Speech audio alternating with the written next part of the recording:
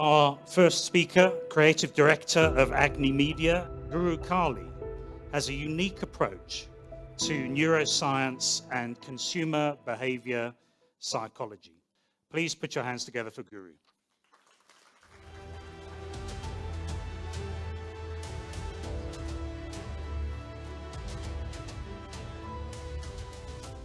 Good morning.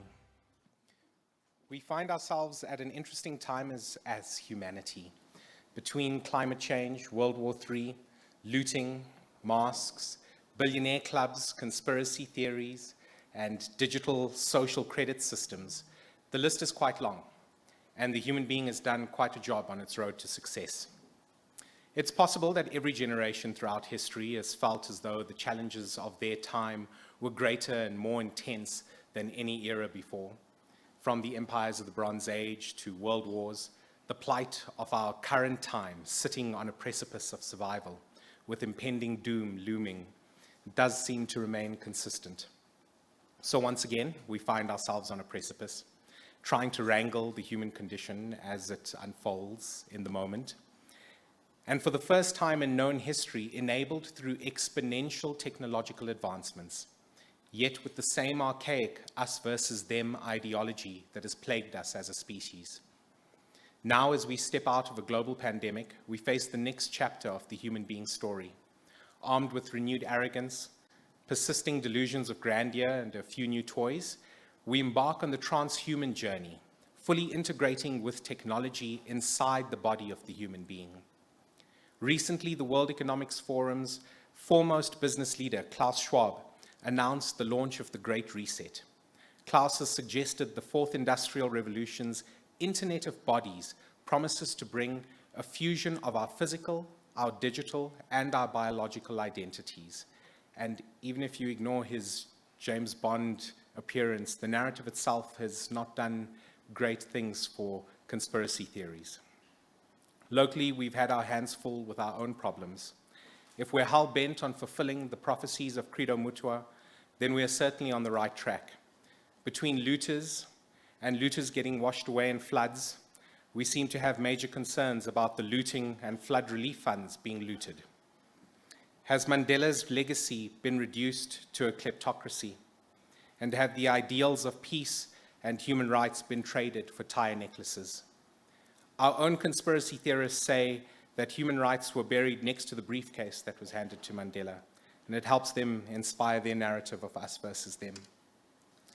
During World War II, an Austrian neurologist, Viktor Frankl, was imprisoned at Auschwitz, and he took the opportunity for observational research of his fellow human beings, to study its raw nature without influence or distraction of prominence, title, or hierarchy, but rather a situation where all test subjects were exposed to the same conditions. His findings were explicit. As the individual consciousness of each man, woman, and child was revealed in their humanity through the choices of their attitudes and subsequent behavior.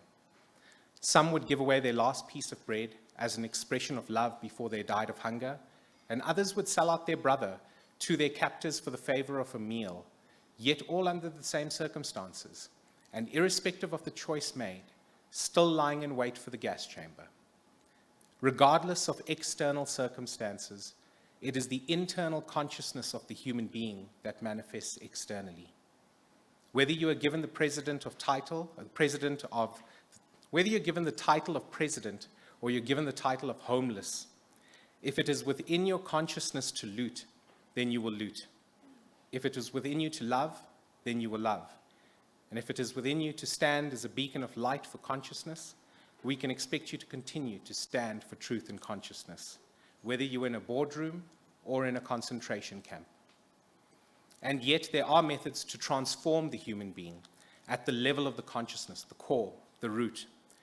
Methodologies used to induce a pure state of consciousness itself beyond the experience of the five senses as the perceiver of the sense, momentarily detaching from thinking, feeling, culture, programming that we inherited from the nature through epigenetics or through indoctrination of the nurture, experienced individually from within your own worldview. And in those moments where we're able to remove those filters in our awareness, or shift the lens of perception of our worldview, we are able to create a new way of being in the world, transformed. Like the overview effect mentioned by astronauts, as a moment of altered perception, sparking a sensation of oneness with the planet after seeing the Earth from a distance, from out of space. Or ancient breathing exercises from the East, kriyas, that are able to induce moments of experiences that result in sensations of belongingness. Somatic release exercises or daily practices of consolidating the mind, removing impressions on our consciousness a layer at a time, ultimately fostering a sense of love internally. And maybe love is still too strong a word for the boardroom. Perhaps life is nothing more than a competition to be the criminal rather than the victim. Or perhaps we are more than what we have become. For centuries, scientists, philosophers, and sages have asked the question of truth and consciousness, and still, the origins of consciousness have yet to be agreed upon. From the stoned-aped theory of ancient sapiens eating psychedelic mushrooms to awaken a consciousness within, to a mysterious god or gods who bestowed the human being with their distinct abilities, the sentience of the human being has manifested vastly different from any of the other creatures that we have been exposed to on our planet. Our talents of music, poetry, and intimacy are surpassed only by our ability to slaughter, pillage, and detest.